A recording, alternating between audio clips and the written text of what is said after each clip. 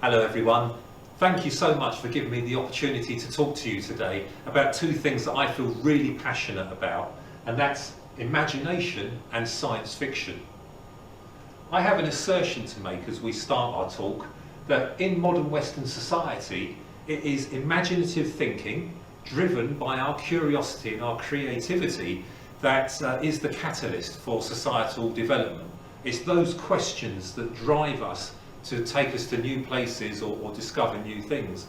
And actually I believe that science fiction is the most valuable catalyst for stimulating society's imaginative thinking. And I'd like you to hold on, please, to those two thoughts while my talk proceeds today. What is science fiction? Well, Arthur C. Clarke, one of the famous modern science fiction writers, said that science fiction is something that could happen, but you usually wouldn't want it to. And in that sense, the something that could happen is talking really about speculative fiction, to give it another name, this genre. The usually wouldn't want it to piece is really talking about storytelling, where stories tend to provide solutions to problems or solutions to conflict. And if there is no problem to solve or no conflict to deal with, stories tend to be quite bland. And science fiction does tend to exaggerate settings. So if we can go to a story where something's happening that you usually wouldn't want to, then we're getting into the zone of interesting storytelling. Rod Serling, famous for The Twilight Zone, said that science fiction is the improbable made possible. So it's unlikely to happen, but it could, and it's become possible in this particular story. There's another definition of science fiction for those who are really into the genre, which is science fiction is what it is, what I say it is when I point to it. But to be fair, you've got to read a lot of sci-fi to truly understand that one. Science fiction, however, has been around for a long time. It's not just a modern Hollywood phenomenon. And the earliest recorded story was called Somnium, by Johannes Kepler, written between about 1620 1630. So speculative fiction, science fiction has been around for at least 400 years. When I was growing up, this gentleman was a real catalyst for my own imaginative thinking. His name's Chrisfoss. You might gather from the background here that he's an artist. And his paintings appeared on the covers of many of the books that I was reading as a young man. Chris has a very definitive artwork style. He has very bold primary colours, quite technologically looking settings, but very curved features, sharp delineations of colour. And it's often the case, you can see a painting and even without seeing Chris's signature, you'll know that it's a Chrisfoss work. Here's another one. Bold colours, technological, high contrast. It's definitive Foss. The same with this one. This one's perhaps a little bit atypical in that it's a lot more curvy in its artwork than some of the others that Chris has made. And here in the background, for example, is a spaceship. It's very angular. This clearly isn't, but a very definitive style. And as a young man, when I was reading sci-fi, I could spend as much time imagining what might be happening in the stories being told by Chris's artwork as to enjoy the story that was behind the cover of the book that I was about to read. I've seen things you people wouldn't believe. Who said that? Do you remember? Well, it was Rutger Hauer, was the actor, but in the character, it's Roy Batty from the film Blade Runner. Let's see what Roy Batty actually had to say. I've seen things people wouldn't believe. Attack ships on fire off the shoulder of Orion. I watched sea beams glitter in the dark near the 10,000 feet. For me, that's one of the iconic visual expressions of science fiction. There's such a sense of wonder and passion that comes out of Rutger Hauer's acting as we hear Roy Batty, an artificial person, not a robot, talking in Blade Runner about the things that he's seen in environments that we as human beings can never go to. That's one of the key things, I think, about science fiction, is this style of fiction, this style of writing allows us to imagine ourselves in situations where human beings have never been, maybe places where human beings will never ever be able to go, or if we do go there, it's going to be extremely difficult. And just an absolutely iconic scene. I love that. There is a perception, perhaps in the mainstream, that science fiction is just silly or weird or pointless, childish, irrelevant. What's the point of it? And I think that comes because there's a dilution in the mainstream about what science fiction is. The genre as in its entirety embodies the whole canon of written works that define the science fiction universe of ideas. And that body of written works is novels, short stories, it's radio, audio dramas, yes, it's films, it's television, it's the whole lot, and it's everything. And as you move away from that universe, you can step through prose, radio, drama. So many people haven't read the prose that's out there, but they have a mainstream opinion of sci-fi. They probably won't have listened to radio drama. They probably won't have seen an independent film. They may have seen some television sci-fi, and they'll have an experience of weird costumes and wobbly sets and bad special effects. They might have seen a comic. They're likely to have seen a Hollywood film. And their perception, the mainstream perception of sci-fi, is just a small part of that entire canon of work. And in my opinion, as you move down from the entire body towards Hollywood, you receive a decreasing expression of what science fiction writers are actually trying to say. Here's an example of this story dilution. This is one of my favourite stories, both this film and the books by Stanislav Lem. It's Solaris. So the book Solaris was created into a film by Mosfilm in 1972 and by 20th Century Fox in 2002.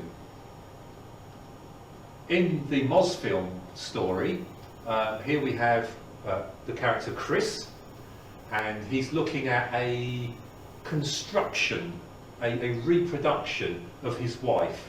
It's not actually his wife. His wife committed suicide, and Chris is on a space station, and the planet that this space station is orbiting in some way has managed to create this representation of his wife. And in this scene, she's just committed suicide for the second time, and Chris is trying to come to terms with that.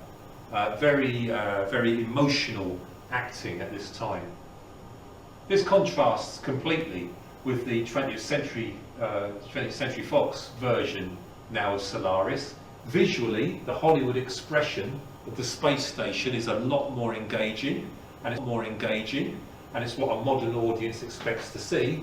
But the lead character now is George Clooney, and to be honest, the film, for me, is a standard George Clooney romance vehicle rather than the very powerful storytelling that Stanislav Lem actually had in mind for his book. Contrasted really clearly by the two posters. In this one, Chris is carrying the form of his resurrected and recently suicided wife, and there's an expression of shock and horror. In this one, George Clooney is having a kiss. Well done, George, but it wasn't really the story, was it? Okay, we're moving towards the end of my talk now, and I'd like to share with you something about some of the stories that I've enjoyed in 35 years of reading sci-fi, and you can sort of gauge my age from that number, and I'm happy with that. I couldn't talk about everything, so I've just chosen some examples. My first one is from 1959. and it's Robert Heinlein's story, Starship Troopers. This story has a real simple premise, and it just says, if politicians are going to make the choice to send people to go to places and fight wars and kill people, then those politicians need to have done that kind of work themselves first, so that they understand the consequences of what they're asking others to do. It's a very, very good, ethically strong story that was corrupted by Hollywood when it was filmed into a fascist expression of a very militaristic state. And unfortunately, I think that most people in the mainstream would have a view that Robert Heinlein perhaps was a fascist because of the film, when in fact he wasn't, and that's a dreadful shame. My second choice is this story by Fritz Leiber, 1951, A Pail of Air. And it is a short story and a simple premise that in this world, the planet's orbit has been disturbed, and the planet is now in a region of space that's so cold that the atmosphere freezes out onto the surface, and the only way people can survive is by scooping up buckets of this frozen air, taking it back to their insulated house, and then melting that solid to create a gas of oxygen that they can breathe. It gave me nightmares for months after reading that. Choice number 3, the iconic story by Isaac Asimov, Nightfall. It appeared in this issue of Astounding magazine from, as I say, 1941. It's quite old.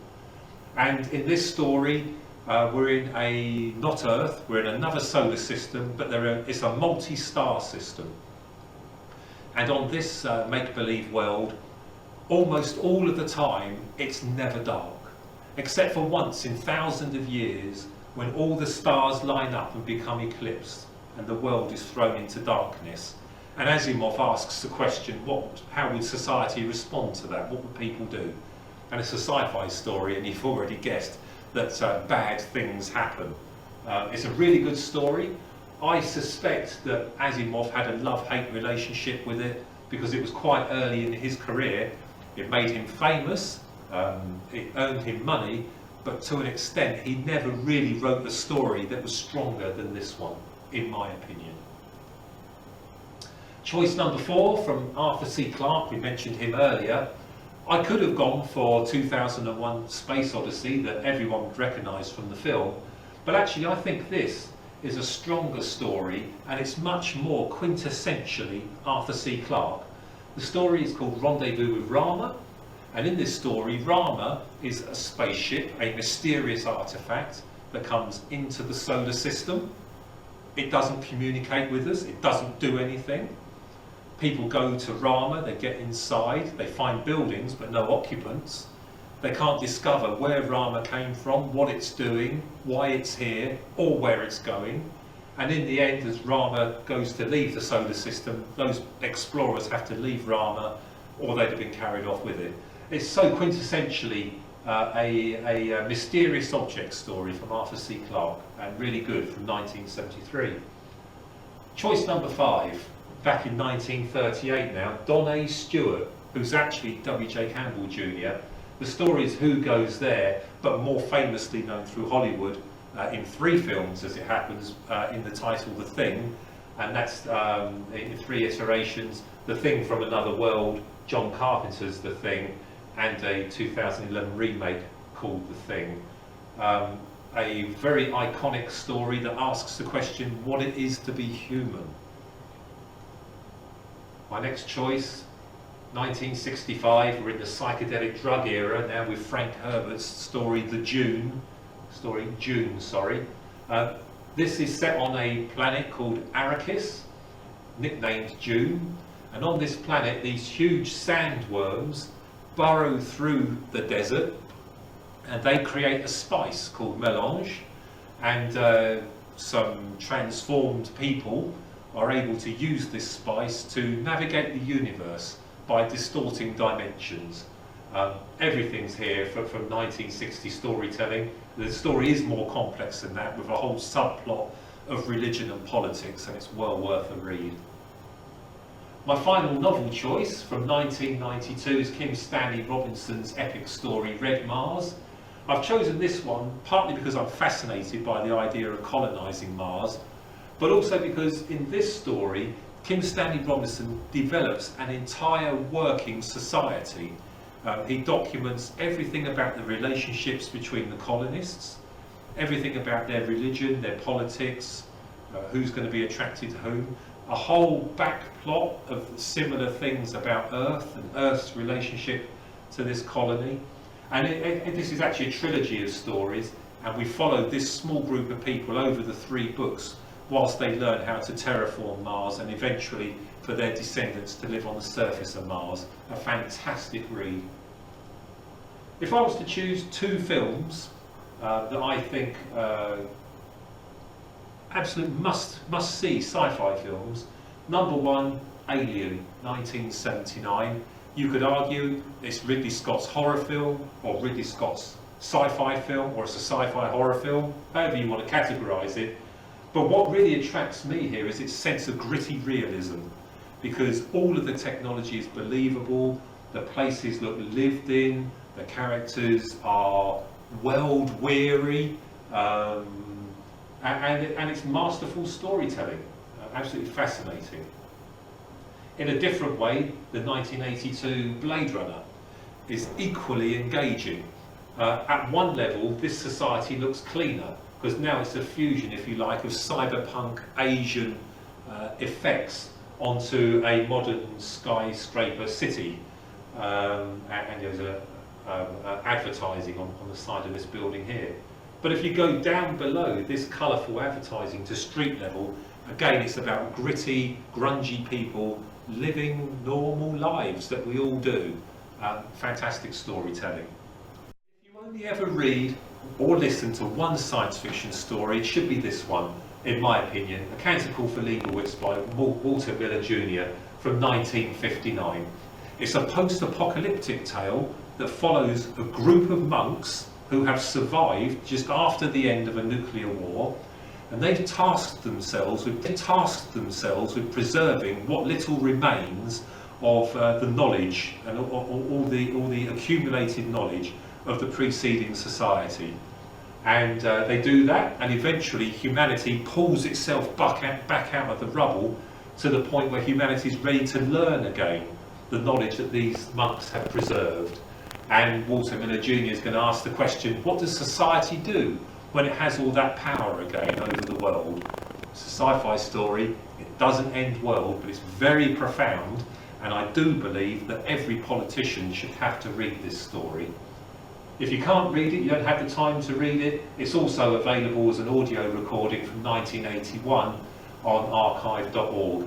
It's a very, very good production, and it's worth listening to. So, I hope I've convinced you in my short talk that science fiction is the broadest form of imaginative thinking.